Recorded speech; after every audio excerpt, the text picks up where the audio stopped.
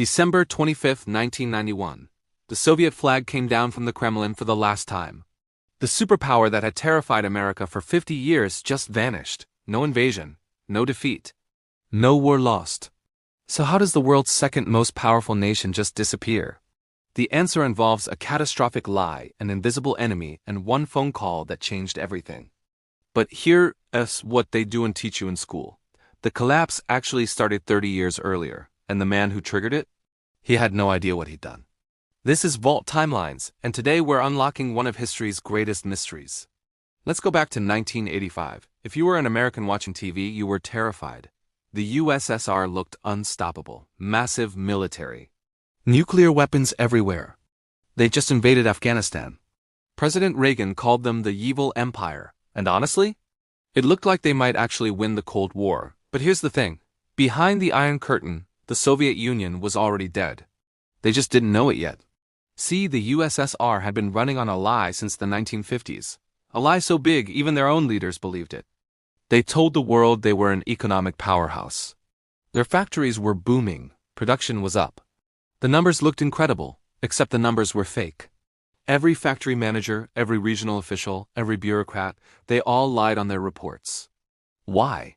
Because if you told Moscow the truth, that your factory was failing, that people were starving, you'd be sent to Siberia. Or worse.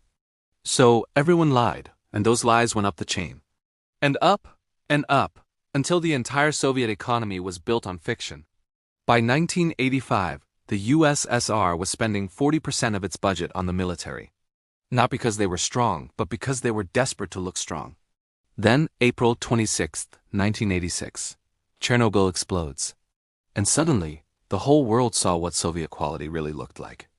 But Chernobyl wasn't the killer blow. That came from somewhere completely unexpected. Oil. See, here's what most people miss. The Soviet Union didn't have a real economy. They had oil. And gas, that's it. In the 1970s, they discovered massive oil reserves in Siberia.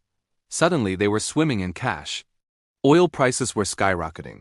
The USSR was making a fortune. This money hit everything. The failing factories? Didn't matter they had oil money. The food shortages? Didn't matter they bought grain from America with oil money? The broken system? Who cares? Oil money. The Soviet economy was a drug addict. And oil was the drug. But in 1985, something happened. Oil prices collapsed, cut in half, then half again. Some say it was natural market forces.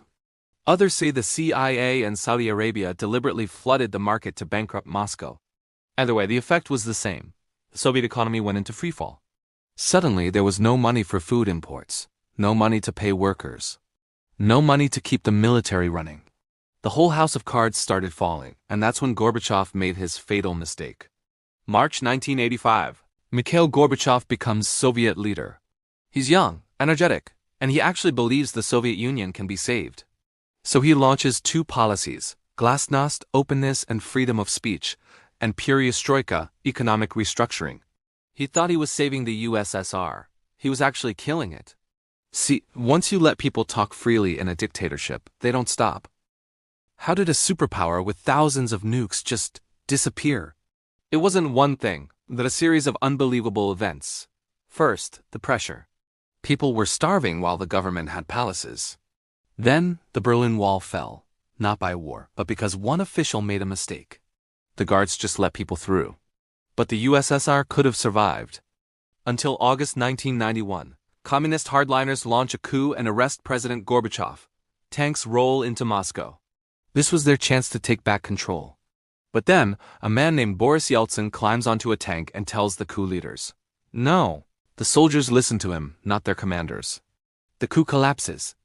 Yeltsin proved the Soviet government had no real power. Republic after republic declared independence. Finally, on December 8th, Yeltsin and the leaders of Ukraine and Belarus secretly signed a document dissolving the Soviet Union. Just like that, it was over. On Christmas Day 1991, the Soviet flag came down for the last time. 74 years. From a revolutionary superpower to nothing. No war, no invasion, no nuclear apocalypse. Just gone. So what's the lesson? Empires don't always end with a bang. Sometimes they just whimper away. The Soviet Union collapsed because its economy was a house of cards, built on lies and oil money. They couldn't adapt. The system was too rigid, too corrupt, and crucially, they lost their fear factor. Once people stopped being afraid, it was all over. Now for the uncomfortable question. Are we Americans making the same mistakes? Massive military spending? Check. An economy heavily reliant on a few key sectors? Check. Growing debt and people losing faith in the system? Big check. I'm not saying America is about to collapse. But the Soviets didn't think they would either. History doesn't repeat, but it sure does rhyme. We unlock the hidden stories that shaped our world. If you want more history like this, hit subscribe.